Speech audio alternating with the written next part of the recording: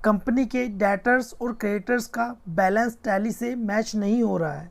Party laser का closing balance अलग है और हमारी टैली प्राइम में क्लोजिंग बैलेंस अलग है।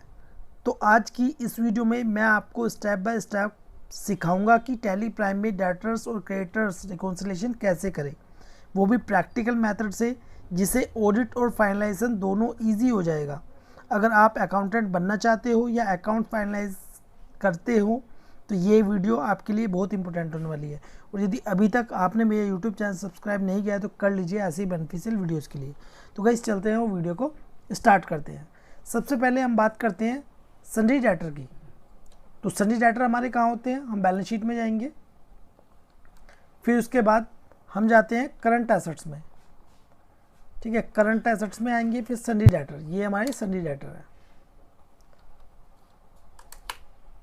ठीक है, ये सभी हमारे सन्ड्री डेटर है। अब सबसे पहले मैं आपको सिखाऊंगा सन्ड्री डेटर का डेबिट बैलेंस और क्रेडिट बैलेंस का मतलब क्या होता है। अभी तो लोगों को यही नहीं पता कि सन्ड्री डेटर का डेबिट बैलेंस का मतलब क्या है या क्रेडिट बैलेंस का मतलब क्या है। इसी में ही कंफ्यूज हो जाते हैं कि डेटर से हमें पैसा लेना है या कितना एडवांस आ गया या कितनी पेमेंट करनी है, क्या करना है, यही समझ में नहीं आता है। तो सबसे पहले मैं आपको ये समझाऊंगा। अब देखिए, सन्ड्री डेटर का जो डेबिट बैलेंस है, इसका मतलब ये है कि हमें डेटर से इतना पैसा लेना है, डेबिट बैलेंस वाला। ठीक है, डेबिट का मतलब है कि हमें पैसा लेना है डेटर से। और क्रेडिट का मतलब होता है कि डेटर का हम पर एडवांस पेमेंट आ गया है, यानी कि डेटर ने हमें एडवांस पेमेंट कर दी है। वो किधर आता है, क्रेडिट बैलेंस। डेबिट बैलेंस कौन सा, जो पैसा हमें लेना है। क्रेडिट बैलेंस कौन सा, जो डेटर ने हमें एडवांस पेमेंट कर दी है। ठीक है, मैं उम्मीद करता हूँ आपको समझ में आ गया होगा डेबिट बैलेंस और क्रेडिट बैलेंस में क्या डिफरेंस है। ठीक है, अब जैसे कि हम बात कर लेते हैं अभी से कॉन्ट्रैक्ट। ठीक है, अब जैसे कि हमारा ये इसका एक ही बिल है 11,800 का, तो इसकी पेमेंट अभी हमें नहीं आई है। ठीक है, अब हम दूसरा वाला चेक कर लेते हैं। इसकी जो पेमेंट है वो भी अभी हमें नहीं आई है, डेबिट बैलेंस है।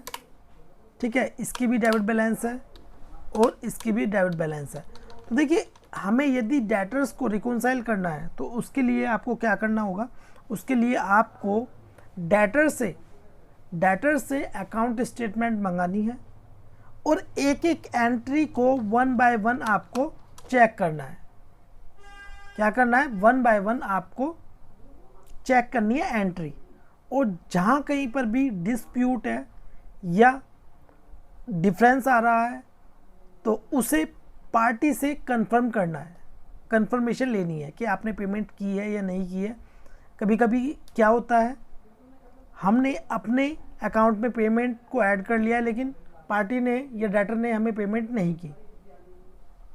ठीक है, या पार्टी ने पेमेंट ऐड कर लिया अपने लेजर में, ठीक है, अकाउंट में, लेकिन हमें पेमेंट नहीं की, तो वहाँ पर डिस्प्यूट होता है। ठीक है, वहाँ पर कंफर्मेशन नहीं होती है। तो उसका पता कैसे चलेगा, आपको डेटर से अकाउंट स्टेटमेंट मंगानी होगी एक एक करके और एक एक एंट्री को चेक करना है। यदि जिन डेटर्स का क्लोजिंग बैलेंस, ठीक है, 31 मार्च में क्लोजिंग बैलेंस मैच हो रहा है तो वो बिल्कुल हमारा मैच होगा। ठीक है, तो आपको ऐसे ही रिकॉन्साइल करना है वन बाय वन, जैसे मैंने आपको बताया है।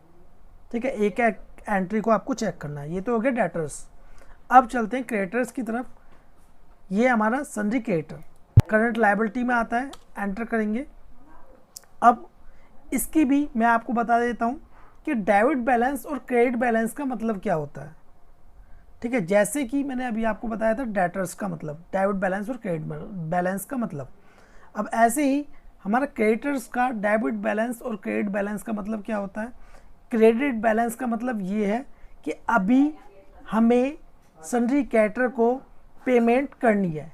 क्रेडिट बैलेंस का मतलब क्या है, अभी हमें सन्ड्री क्रेडिटर को, ठीक है, क्रेडिटर्स को हमें पेमेंट करनी है। लेकिन डेबिट का मतलब ये होता है कि हमने एडवांस पेमेंट क्रेडिटर्स को कर दी है। ठीक है, जस्ट अपोजिट है। जैसे डेटर्स का मैंने आपको बताया था, इसका अपोजिट है, याद रखने के लिए।